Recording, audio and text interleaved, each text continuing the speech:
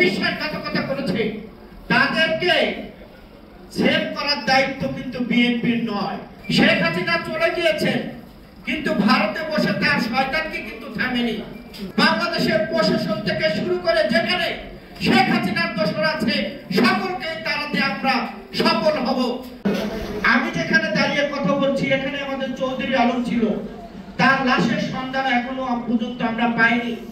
কিন্তু তার চেয়ারম্যান ভারত থেকে এসে তিনি বলেছেন এই ভোটে যখন বাংলাদেশের মানুষ শেখ হাসিনার অধীনে ভোটে যাবে না, সকল রাজনৈতিক দল এক হয়েছে, কিন্তু এই মুনাফেক জাতীয় পার্টি, জাতীয় বেইমান পার্টি সেদিন ভোটে গিয়েছিল শেখ হাসিনাকে বৈধতা দেওয়ার জন্য।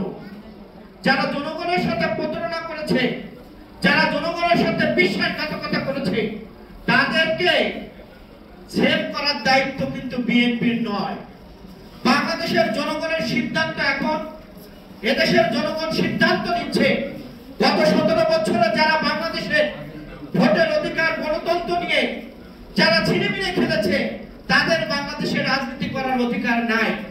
কাজেই জাতীয় পার্টির মহাসচিব কি বললো না বললো এদিকে কিন্তু আমাদেরকে কান দেওয়া যাবে না।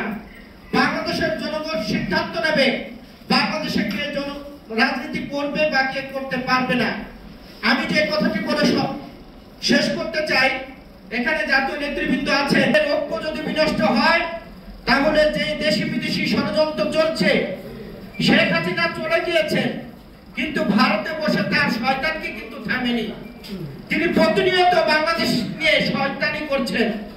কাজেই আমরা যদি সতর্ক না থাকতে পারি তাহলে আওয়ামী লীগের দোসররা যেইভাবে বাংলাদেশে অশান্ত করার চেষ্টা করছে, এখান থেকে কিন্তু আমাদেরকে রেহাই পাওয়া যাবে না।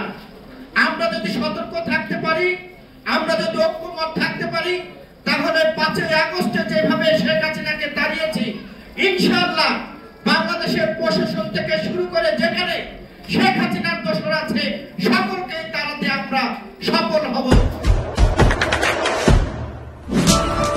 দেশে দেশে সবার সাথে দ্য নিউজ।